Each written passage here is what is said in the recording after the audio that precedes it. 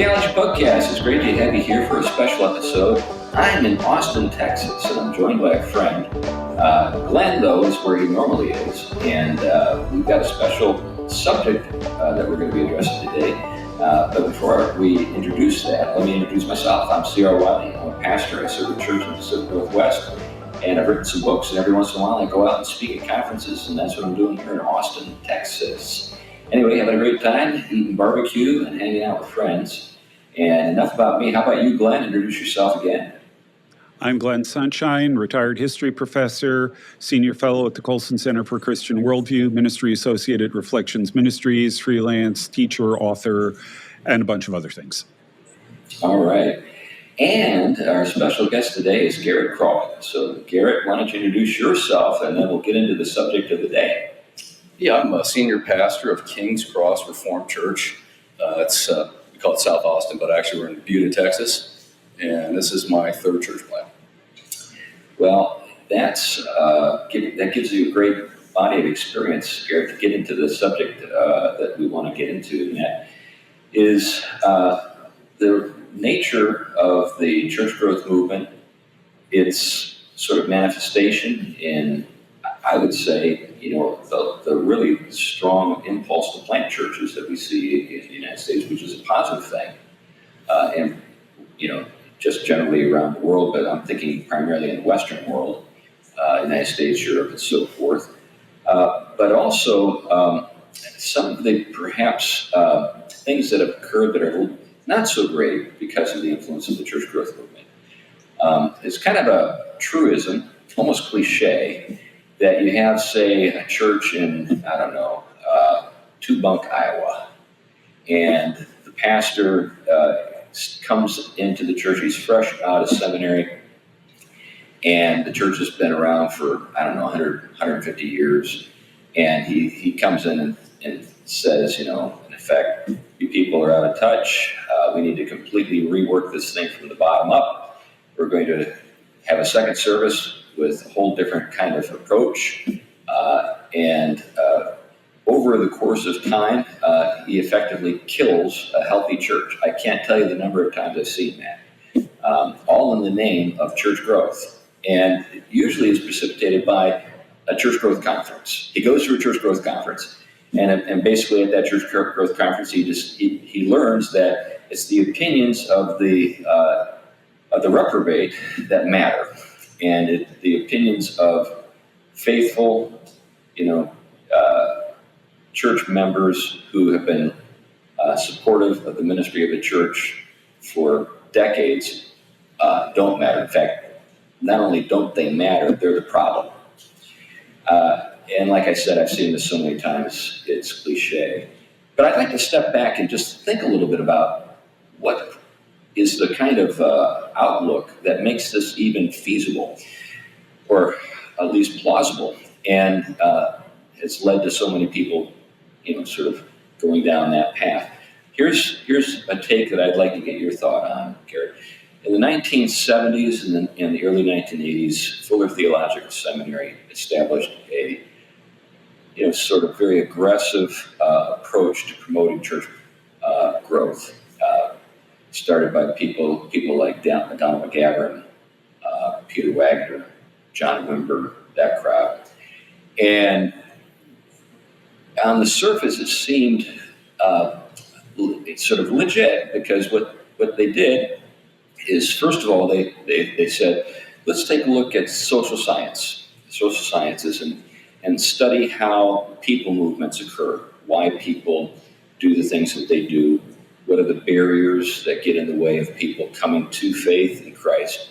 And largely, these are people who are coming out of world missions, right?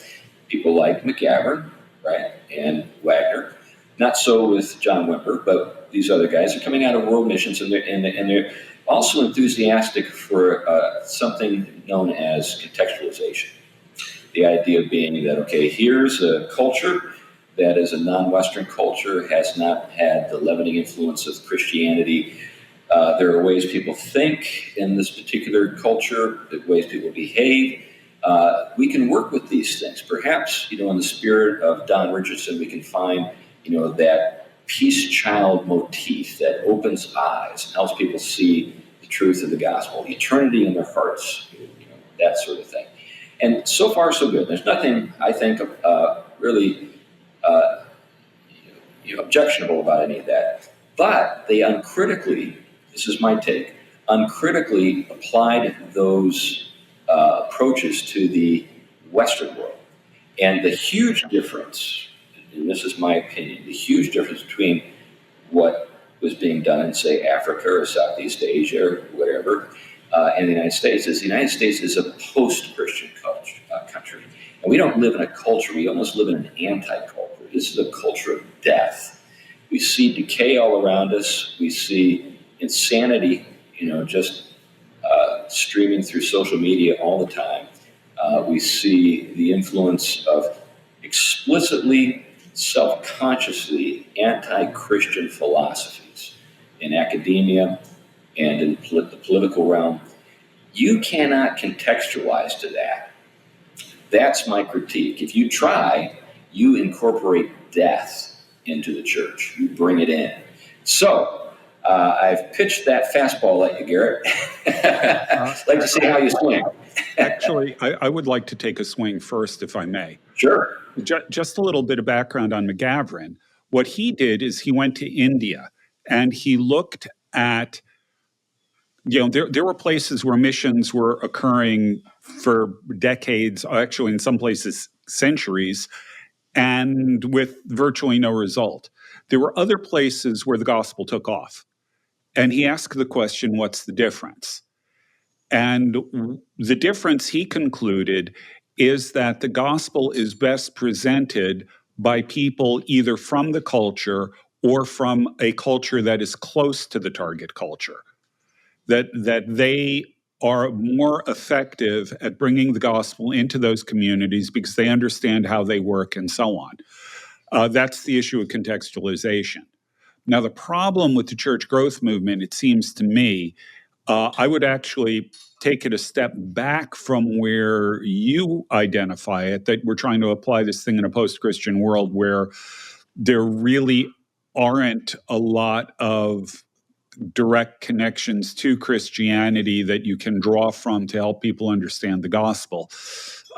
That's something we could talk more about. But I think the bigger problem came in that they decided that what contextualization means in the United States was aiming to a particular socioeconomic and cultural group. And of course, what ends up happening under those circumstances is ambitious pastors aim for upper middle class whites, which is where you get the megachurch phenomenon and all that. And it does work to bring in numbers, but it is not good at building deep discipleship. And I would argue, and have argued right from when it first came out, that it is a fundamental contradiction of the gospel, which is supposed to bring people together who are different. The real glory of the gospel is that it unites people who don't have things in common otherwise. Jew and Gentile, barbarian, Scythian, slave, and free. So that's where I think the problem starts. When you move it into the post-Christian culture we're in now, it just makes it even worse. Yeah, one of the classic, sort of critiques of the church growth movement was the homogeneous unit principle, and you got at that. But Garrett. Yeah. Well, actually, I did part of my seminary education at Fuller. You survived, yeah. Back when it was still a Christian institution. Yeah. I went there actually in the early 90s. I had Richard Muller for systematics, so there's some good things about it. But back to the question, I think what happened with church growth and that mixing in with the church plant movement was it's sort of like a tree, and they started utilizing all these means, and over time, all these means, marketing, etc., trying to figure out what people want, they end up being the whole issue, and they forgot how to be a church. Like a lot of times, if you look at modern churches when they're planted, I've met lots of church planters in broad evangelicalism. They're very thin on ecclesiology. Mm-hmm. They don't. I mean, if you ask them, they have a hard time really giving you a cogent definition of what is the church and what's the central mission of the church, and what does the church do that's unique to all the other institutions. And then you talk about a culture of death too. There's this iconoclastic impulse. If you notice, even with church architecture, everything's got to be stripped down to its minimum And I think the church is really more of a broad, at times from the outside, kind of messy looking tapestry, but those things actually have symbolic meaning to us, and you hollow that out, and basically you have something that's not that much different than anything else you might have in your community, a library or a Home Depot. That's why churches look like that. It's communicating what they believe. Yeah, and there's a whole set of things we could get into there, and I'd love to do this, to do that. So, like you said, I've seen churches where you have this beautiful, building that reflects a theologically rich understanding of the world and of the gospel, stripped down. Like you said, iconoclastic character. There's this iconoclastic character to these things, so that we can actually make it look more like Home Depot. Because after all, that's what people are comfortable with. Rather than doing the difficult work of pointing things out to folks and saying, this is what this means. It's like a visual word. We shouldn't play around with this. We should just do the hard work of actually helping people understand what these things are intended to say. Another thing too, I think that kind of goes along with this is there's a tendency to conflate marketing and worship, to conflate, and this is going to sound, I think, this could be taken in the wrong way, but let me put it just forthrightly, confusing, say, street preaching and worship. So the assumption is that what's going on in a worship service is not the people of God worshiping. It's a gathering of as many unchurched people as we can get so that we can preach the gospel to them. Yeah. Well, yeah, I mean, you see this as well if you go on to random, church plants, and then they grow into large evangelical megachurches. But there's this reticence to use the word church. You're constantly using the term gathering. Yeah, and the gathering is not unique. I can do that with all kinds of people. I can gather with Buddhists. I can gather with the Elks Lodge. Right. But the church is the church. The church is unique, and the church does very unique things. Their word and sacrament is only brought forth in the church of God, the body of Christ. And I think that something that's rather disturbing about this is the fact that we've gotten all these marketing tools, but we've forgotten that we're the church. And if you think about any other enterprise that you would engage in, you have a central product or a service, you know about that. Right. But people know all about how to market the church, how to gather a group of people in, but they don't know how to be the church. Right. And so that's a huge problem. Yeah, there's the ecclesiology, but even if we think about the proclamation of the gospel, so we know something other people don't.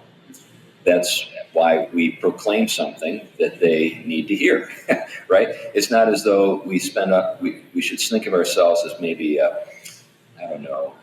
focus group where we're all trying to figure out what do people want. So this gets us back to, say, the seeker-sensitive phenomenon in the 1990s with Bill Hybels and Willow Creek and all of that.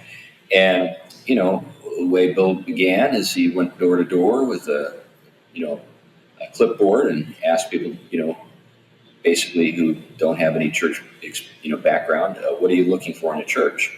And then based on, the data, he gave them what they wanted.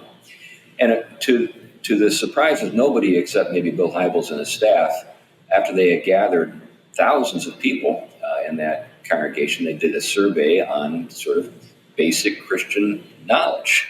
And wouldn't you know it, it was pretty thin. Yeah. They didn't know much. They knew that maybe God loved them. Maybe they knew that, the things that maybe the Bible has to say should connect to their life, but they just didn't know much. And that began a process of sort of re-evaluating their whole approach. I don't know where things stand now. I mean, there's been some controversy there, and I don't keep up with it. But the whole phenomenon struck me as being pragmatic in the worst sense. And there's a sense in which we have to be realistic and work with the situation on the ground. It's not like if I were to go to Japan and just refuse to learn Japanese that I could actually have a ministry. Yeah. You got to be realistic. But at the same time, we need to acknowledge or sort of affirm that there are certain things that we have that people need, and we need to recover a sense of apostolic confidence. Yeah, So anyway, I would add that, you talk about bringing them in to preach the gospel to them. I question whether that's what was actually being done in many cases. yeah, I've run into a lot of so-called sermons that were little more than TED Talks, aimed at people's felt needs and things like that, without addressing their deepest need, which is the problem of sin in their lives, without addressing repentance, without addressing, Jesus as the substitutionary atonement for our sins. These things. Well, Paul talked about the offense of the cross. It's still an offense today. And in a lot of cases, all too many cases, many of these churches seem to me to be embarrassed about that. Yeah. The last thing they want to do is offend somebody. Yeah. Go ahead. I mean, we kind of talk about this in our circles a little bit, but we call ourselves finder sensitive, not seeker sensitive. Because that's the end of the process. People, Right. I like it. Christ moves on people, they seek, they find, they end up in the church. And at the end of the day, we're planting churches. And we shouldn't be afraid of utilizing good tools, because the reaction against us, I've seen this out there a lot doing conferences and whatnot, is people get hyper-pietistic and they want to plant churches on just prayer and piety without having any planning. And I think you should have a well-planned, well-executed church plan and utilize tools like marketing. But the difference is, you know what you want to do beforehand. You know what the church will look like. You know how you want to execute that. You know what kind of ecclesiastical structure you're going to have.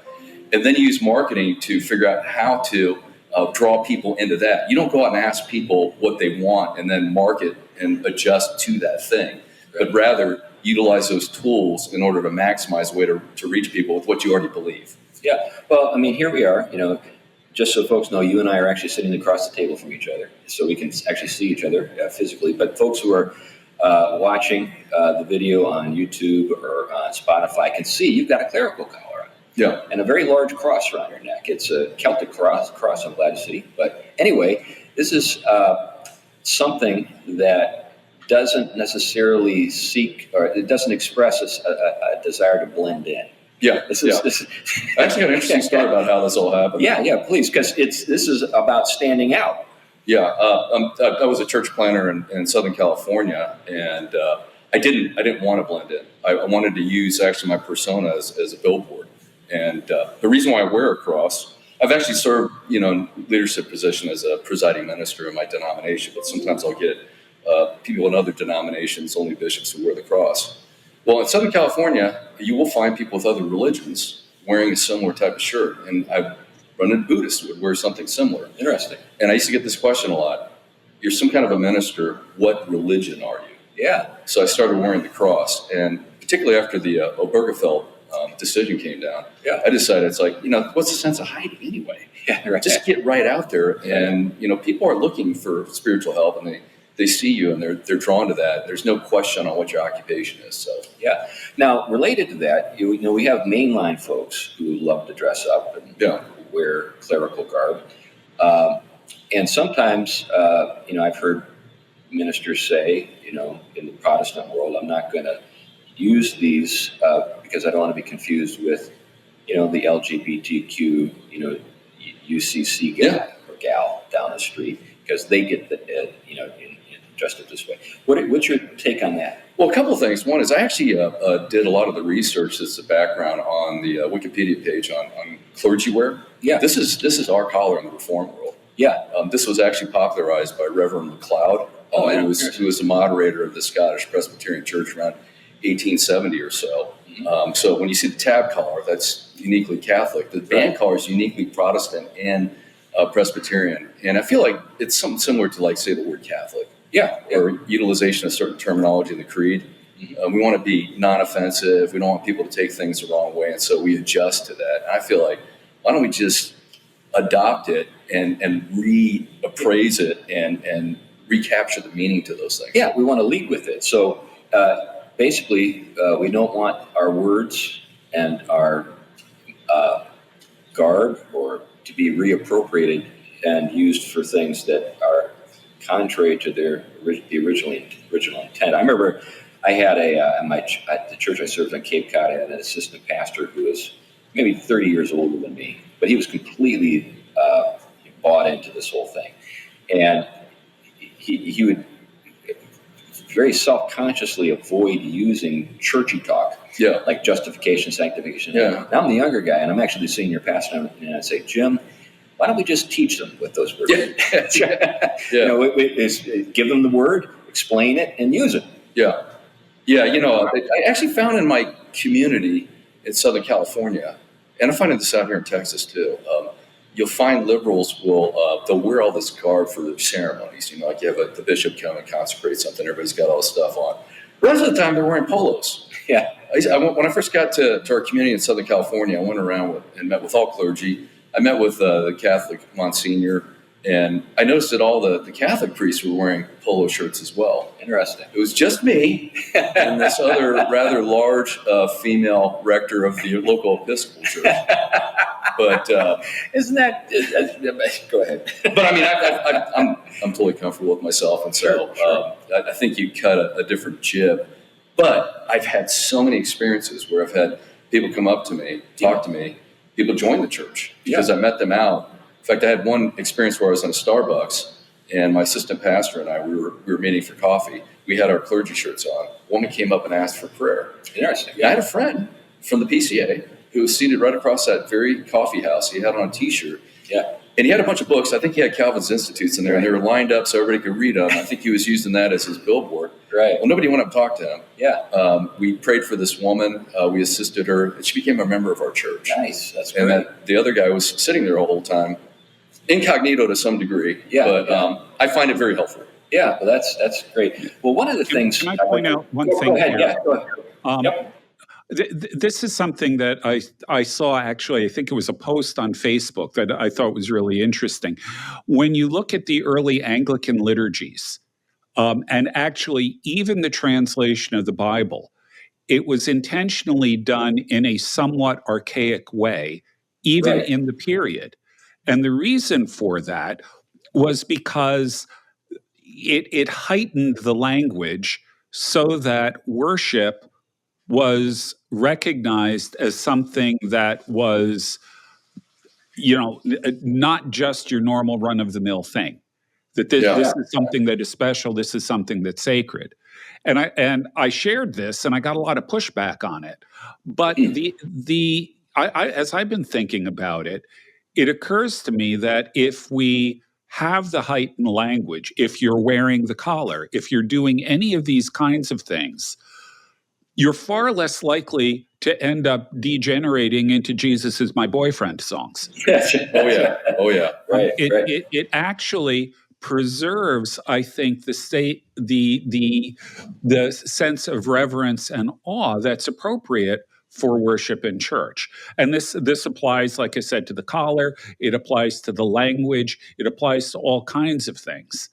And, I used to be one of these guys who would argue, well, look, the New Testament was written in street Greek, so we should be translating it that way and using it that way. I'm no longer convinced that that's right. Yeah. I've made the same sort of move in the way I look at things. So one reason I'm very familiar with the church growth movement is because I drank deeply from that spring. I know it as a true believer would know it. Now, getting to your point, though, we can even see, I think, a parallel in Tolkien's writing.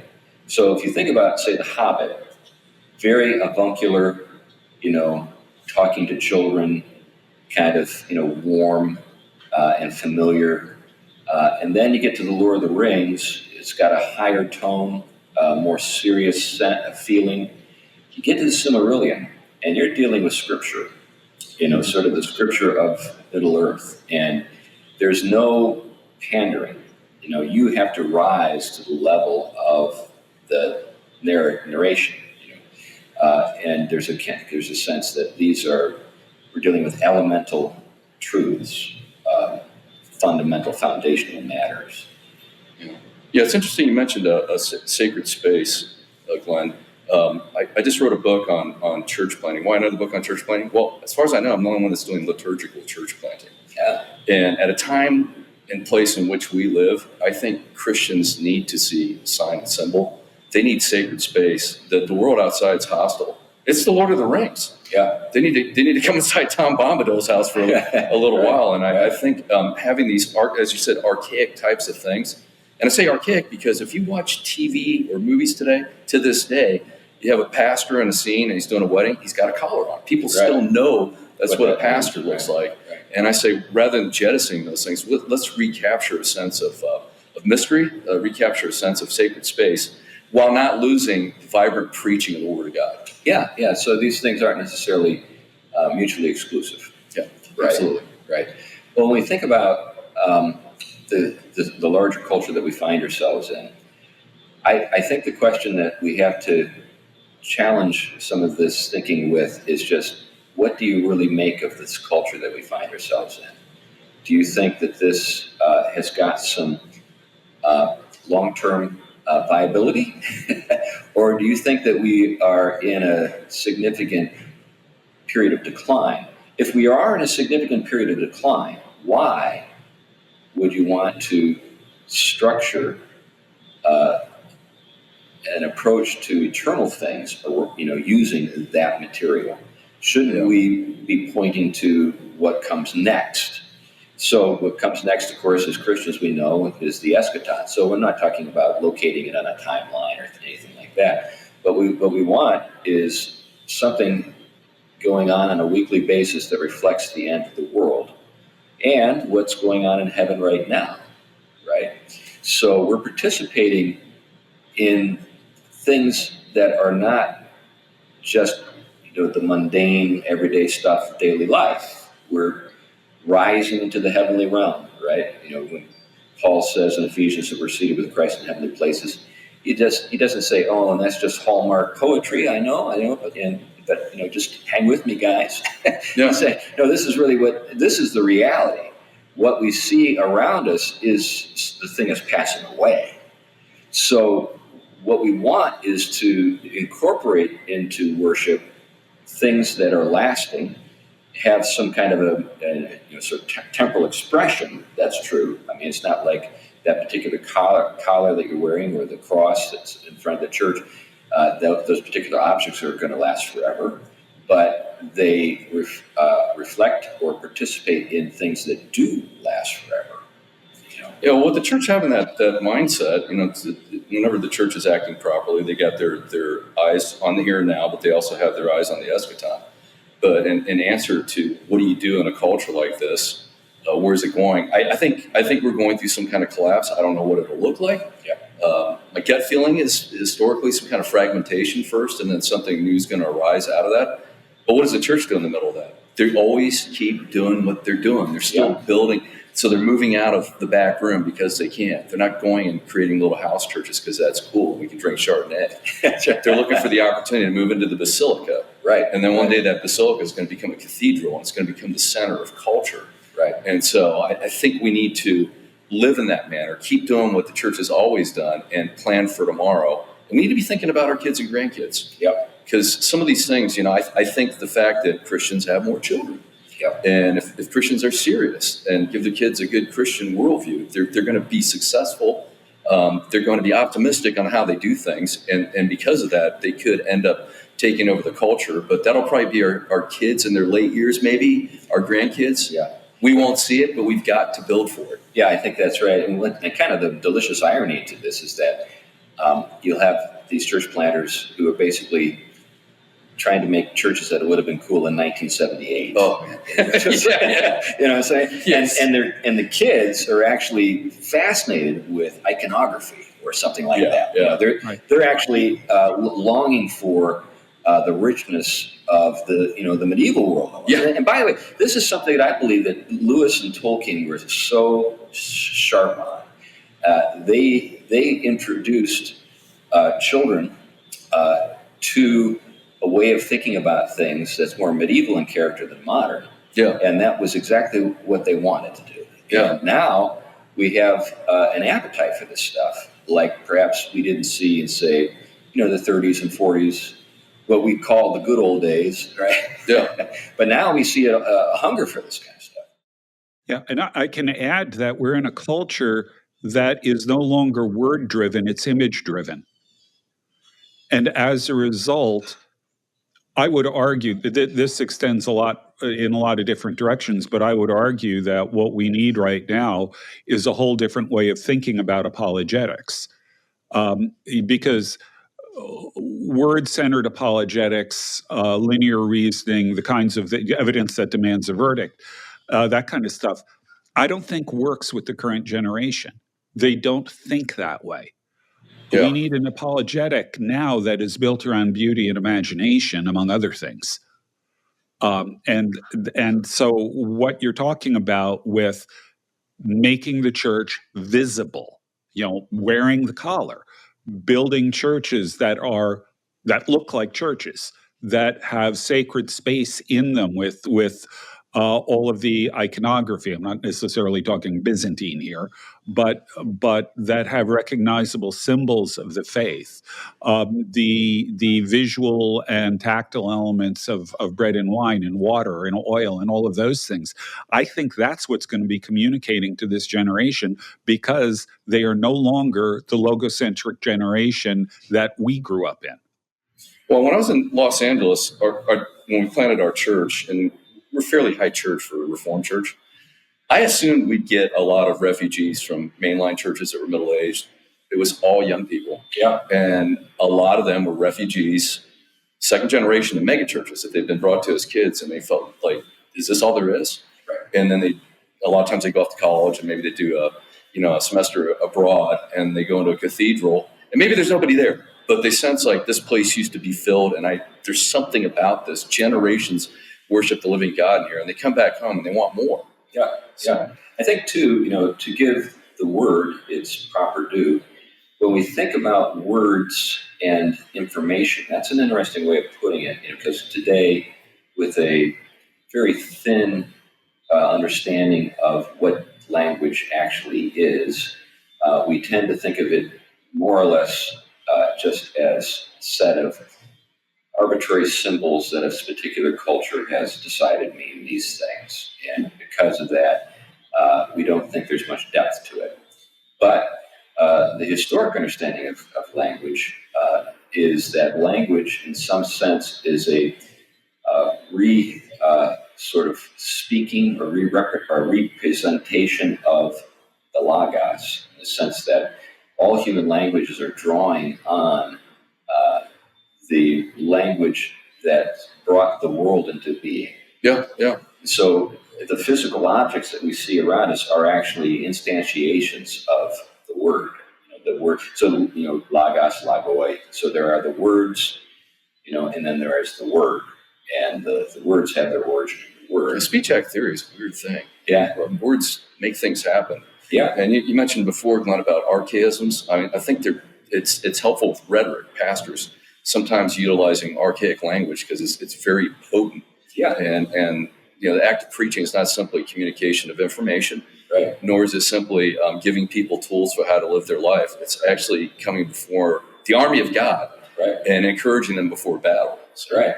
Yeah, and related to this, so maybe the thing that pastors need to develop is in a more of a poetic sense. I remember when I was in seminary and when I was a young preacher boy. I don't know if this was your experience. But I was a young preacher boy once. That's right. But it seemed to me that all the young guys were just into Paul and were impatient with wisdom literature, and, impatient with, even history in Scripture. You got to wrestle with those. Yeah. What they wanted was just abstractions, and you went to Paul for that. But they weren't even doing Paul justice. Paul had a much richer approach than I think I was sort of thinking about when I was studying him as a young student, going to the ministry. But when you think about the marvelous hymnody, you think about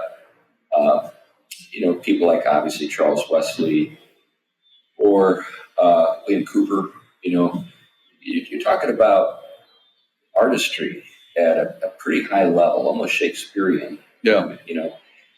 And the ability to communicate metaphorically through simile. This is not stuff that many of our schools are encouraging when it comes to preaching, the art of preaching. But I can't help but think that this is something we should be champions for. I think poetry, generally speaking, in Western world is degenerated to the point where it's just all about me. In other words, why would I want to read a book about you, and all of your emotions? Yeah. I'd like to read a book. Well, you think about epic poetry, and you think about, Virgil or Homer, or even, Coleridge. They're talking about reality. They're not just talking about themselves. They're talking about the world outside their heads. But they believe that the language that they could employ would get you in touch with that world, and it had power for that reason. Anyway. Well, tonight at the conference, I wonder how many pastors today are involved in structuring the worship service, are familiar with their music and what it's communicating. But we picked out one of the hymns tonight. It's actually the Agincourt hymn is the musical score behind it. It was a hymn of victory after the Battle of Agincourt. Wow. And it's very militant, but it's got a 14th century tune behind it. And when it's played on one of those old pump pipe organs, it sounds like knights going to war. But there's lots of music like that, and I'm finding a lot of resonance with young people with that kind of thing these days. Yeah. That is. I think hymn singing, not hymn singing, psalm singing, is growing in popularity. Not that we measure the rightness or wrongness of something necessarily by its popularity, but it is interesting to see that there's a hunger for this. Yeah, particularly for imprecatory psalms. Yeah, well, they're good. That's right.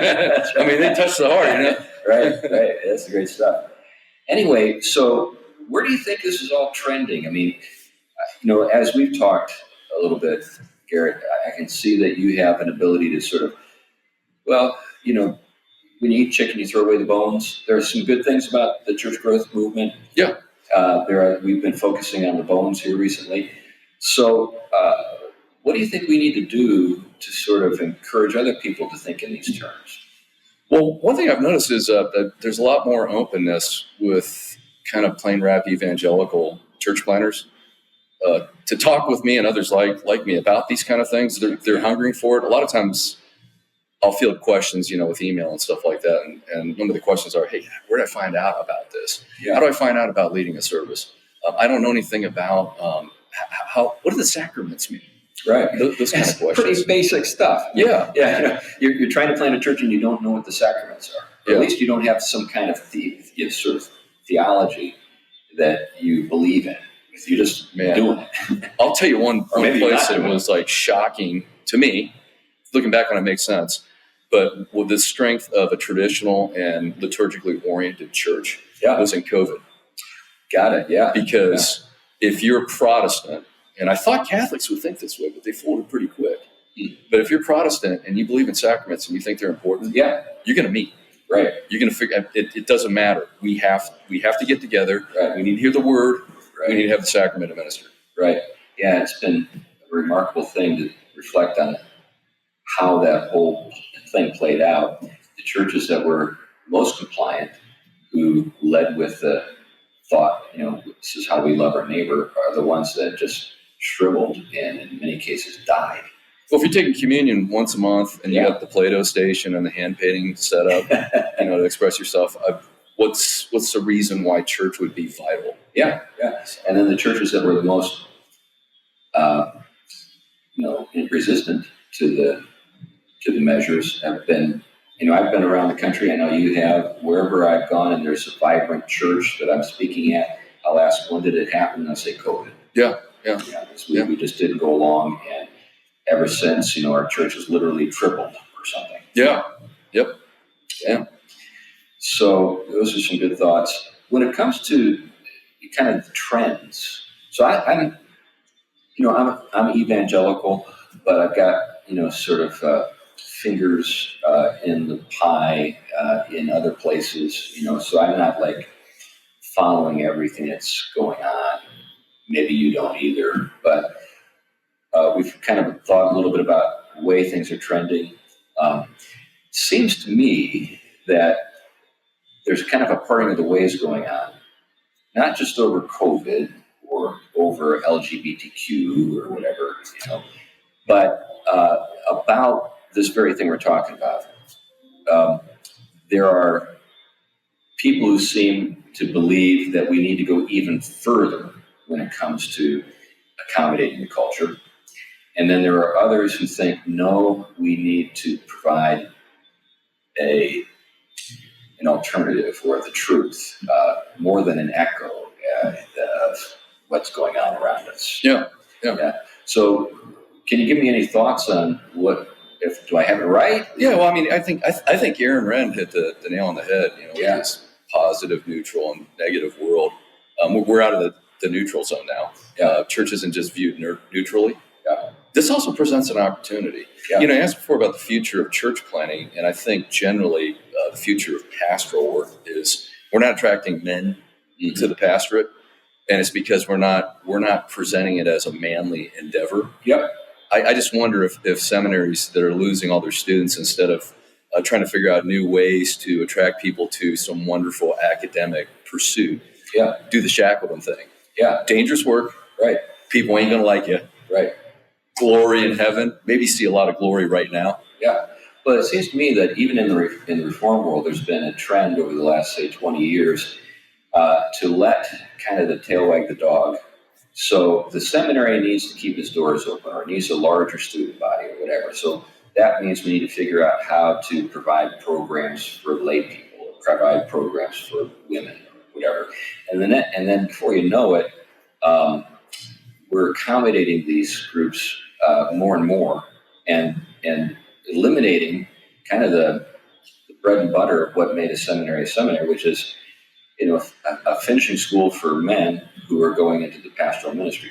Yeah. And this is, of course, assuming that we believe in a male or an ordained male clerical calling, as opposed to, say, egalitarian approaches and understandings. By the way, which is something to note, I've yet to find an example of a group that said we want to reach more people. That's why we're going to have women in, pastoral ministry. Every instance I'm aware of where efforts have been made to make that occur, the churches have gone into decline. Oh yeah. And women want men to lead the church. Yeah. This is like the dirty secret. Like when I was at Harvard Divinity School, which is, of course, obviously way over the top on egalitarianism, they can't even tell the difference between a human being and an animal anymore, right? So, but, this was something that would come up every once in a while in class, where you would have these gals who were serving at a UCC church in New Hampshire or something like that, dwindling, dying, and they sometimes would complain that the women didn't like them because they were wanting a male pastor. Yeah. So try that on when you get a call in the middle of the night and the guy's beating his wife. Yeah. And the police aren't going to get there for a while. Right. You need men. Yeah. And that's stuff that, just never gets brought up. But, I've had dangerous situations that I've had to enter into. Sounds like you have as well. And anyway, but that's a whole other conversation for the day. Now, what are some of the things that, I think we've touched on them, but what are some things that you'd like to see kind of made more, I guess, central when it comes to the work of church planting? What are the things that you think we ought to do? Where do we go from here? That kind of stuff. So, various denominations will have, evaluation centers. You go in and you evaluate and see whether or not you got the right stuff. I've got my thoughts about how some of those work, but do you have any thoughts? Well, a lot of these centers they're not necessarily bad. Like these have Anglican 1000, the PCA assessment center, even Acts 29. There's good materials to draw from. There's good strategies for various things. But I would say this, and I would say this generally with pastoral work, period. People need to know more about what the church is. I remember when I went to seminary, I went to Covenant Seminary, and we covered worship in a class that was on ecclesiology and eschatology. I think we covered that for like one class. Wow. And you think about that. What does a pastor do? He gets up and he leads a service every week. I mean, that's like the center of what you do, and it's kind of it's the center of what the church does. It worships. Right. And we study all this arid systematic theology. We take all these exegetical courses. We take a class that's partially on the church, and we spend a little bit of one day talking about worship and how to conduct a worship service. Right. So I think that's definitely, I mean, because I think a lot of times church planners don't think about the fact that they are pastors who are leading churches, and that's what you want to do. You're buying time to have a stable church. Yeah. So do you think it has, I alluded to the connections to the end and to what's above. So heaven and, the Perusia, the New Jerusalem. I arrived at that just through independent study.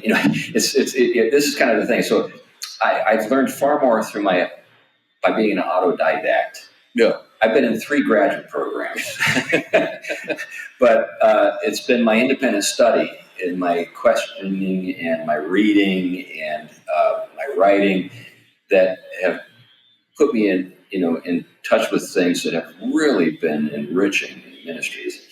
So, and it's because of what you're describing. I mean, I remember, we could talk a little bit about the historical critical method, which was just a very thin approach to understanding Scripture. But it was de rigueur when I was, studying for the ministry. And any attempt to think in, typological terms was dismissed. Yeah. And you bring up Paul, and you said, but Paul did it. Yeah, he did.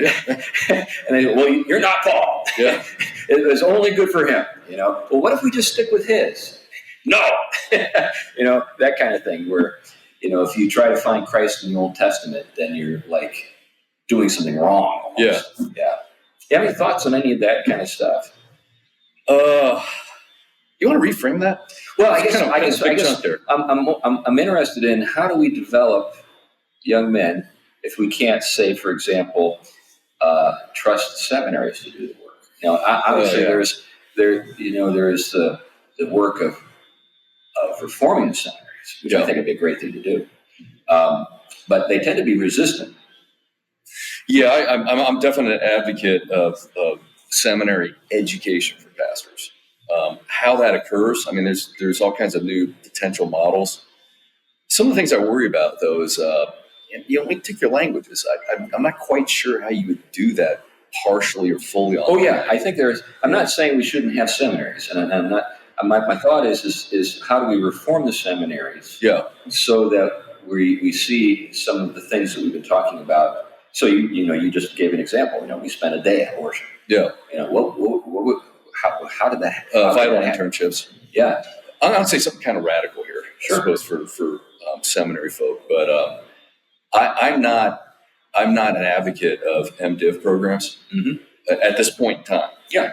I would advocate for something like an MAET, so like a Master of Arts with exegetical. You get all your exegetical work done. Yeah. And then you go do a vital internship with a church. I think the LCMS does a pretty good job with their 4-year program. Okay. So they got an MDiv program, but they actually have this vicarage year where you don't go to seminary for a year. You actually go out in the field. You work with a seasoned pastor. You preach, you serve sacraments, do funerals, that kind of thing. Yeah.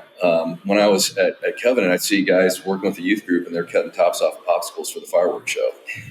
I mean, something where you're doing visitation, right. You're preaching, you're going along with a pastor to visit the sick, you're serving sacraments, that kind of thing, where you're actually doing the work of ministry. Yeah. So, let me jump in here. Go for it. In Africa, where one of the places where the gospel is growing the quickest.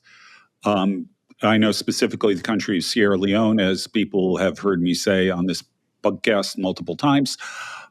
Every unreached people group in Sierra Leone now has a rapidly growing Christian community in it. Okay. And now they do it through basically a house church model. They have no objection if the house church grows. They actually distinguish 3 levels of churches: rabbit churches, lion churches, and elephant churches. And the goal, actually, if you have an elephant church, you want to have it with rabbit DNA. You want it reproducing quickly. But the way they develop leaders is they find people who are doing the job and then train them. They wait. They don't send people off to training and then throw them in to see if they can do it. They find the people who are doing it, who can do it, who have demonstrated. I mean, their church planning method is really very simple. So external call, right? In reform circles. Yeah. I so rarely saw that with seminary students. Yeah. What they, in order to be a pastor in New Harvest Global Ministries, you have to plant 4 churches. If you planted 4 churches, they say, okay, you're obviously called to do this. You're obviously skilled at doing this. Let's give you the training that you need to lead these things. Well, now I don't know that model works here exactly, but I think that there's a lot of wisdom in finding the people who can do it before you send them off to seminary, rather than sending them off to seminary and then discovering that they can't do it. Yeah, I've seen that too often. I know exactly what you're getting at. Now, related to that, we've developed our approach to educating men for ministry kind of in a parallel manner with what we see with other professions. There's a bachelor's program, there's a master's program, and that's perfectly understandable. But when we think about what does it mean to be a practitioner, I think getting back to the subject of the MDiv, so generally speaking, that's 90 credit hours plus, which is basically 3 years full time. I don't know if that's still the case. Maybe there's been some things that have occurred at curriculum to shorten things up or whatever. But a lot of that was kind of trying to replicate, the real world in a classroom environment. Take say, a course on preaching. You're sitting there. Now, I'm not saying that's a bad course to have, but you're trying to create a churchly environment in a classroom setting and preach, right? The art of preaching is something that you develop over time. It's not just simply studying for a test and getting it right the first time and acing it, right? You learn the art. But there are a range of things like that in many MDiv programs. I think we could maybe cut off a year, maybe even more. Focus on languages, focus on systematics, focus on history, focus on ecclesiology, things that we have received from the past, and just say there's a whole other side to this that you're only going to be able to learn out in the field with a seasoned man overseeing your work. Yeah. And that's just the way it's going to be. Anyway, that's a thought. Well, they used to have those BD programs back in the day. Westminster had them back in the 30s and 40s, Bachelor of Divinity, and you'd go pastor a church.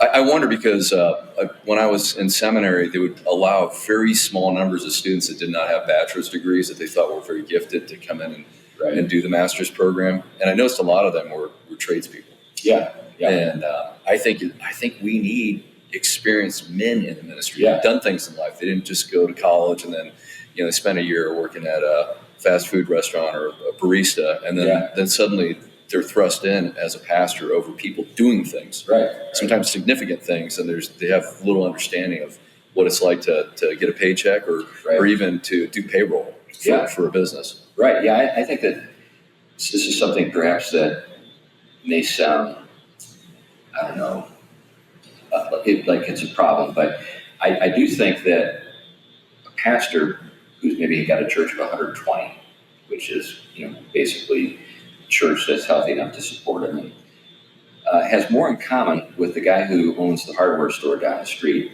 than the typical employee sitting in a cubicle in XYZ Corp. Yeah. Because that guy who's running the hardware store has it's got to oversee the whole thing. It's not just got a very narrow range of work like you have in XYZ Corp, that you're just responsible for this. He's got to think about, working with lots of people, customers, plus employees, that kind of thing. So I think just the sense of having a kind of a sense of the whole is something that perhaps kind of is a touch point between small business owners and pastors. Yeah, and I think it'd be good to have vital experiential touch points.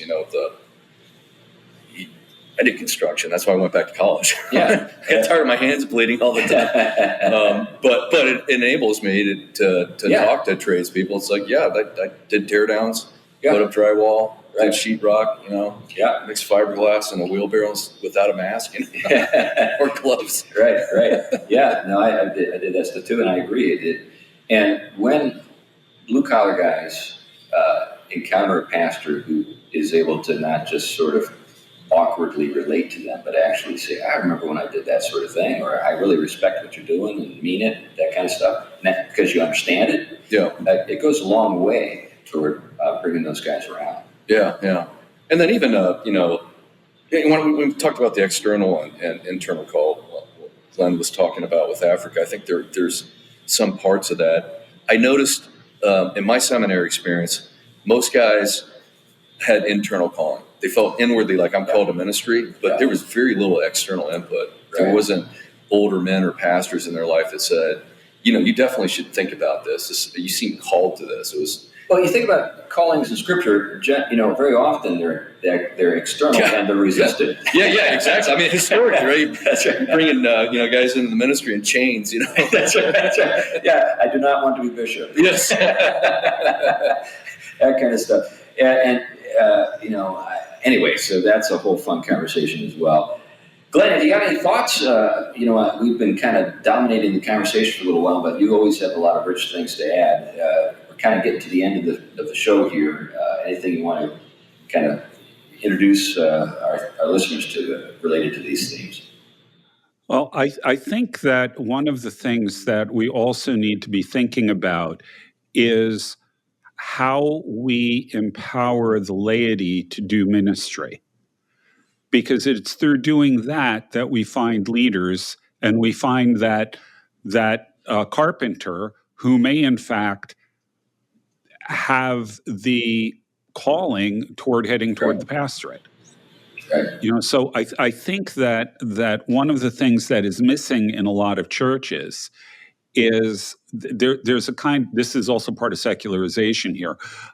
There's a kind of professionalization that takes place where people, just like they don't change their own oil anymore. They go to the rapid oil change place.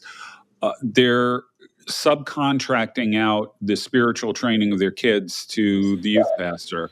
They're subcontracting out evangelism to the pastor. What evangelism you have is gagging and dragging people to church so that the pro can actually win them to Christ. Those kinds of things. I think that an increased focus on raising up leaders in the congregation, training the congregation. It doesn't even necessarily have to be people going that have the potential to go into ministry. Maybe it's just training them. How do you be a Christian electrician? What does that mean? What does that look like? That equipping role is one of the things that I think is missing.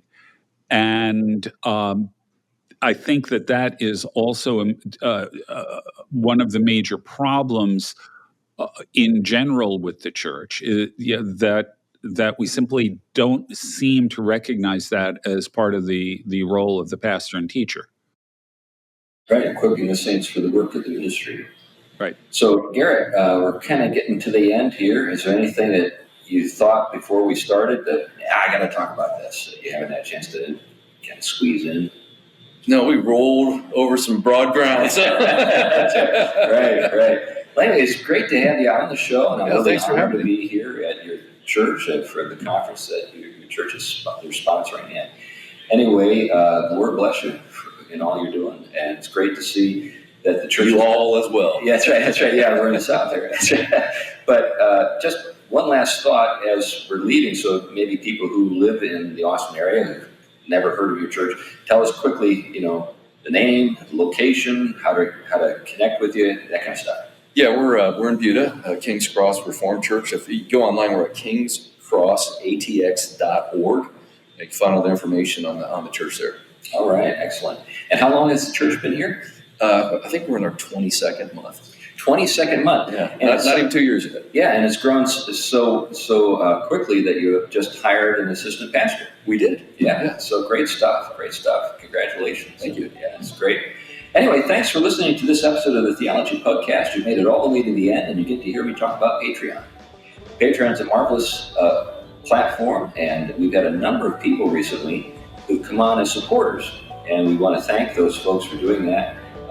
Glenn and I and Tom, we don't take any money directly ourselves, but there are people that need to get paid to produce this show, and your gifts help to pay them. So thank you very much for that. There's a link in the show notes if you'd like to learn more, and there are some perks to doing it. So one of the perks is you get to see the show or hear the show before other people do, because we have an early release on every episode on Patreon. Anyway, that's it for now. Thanks a lot, and bye-bye. Bye-bye.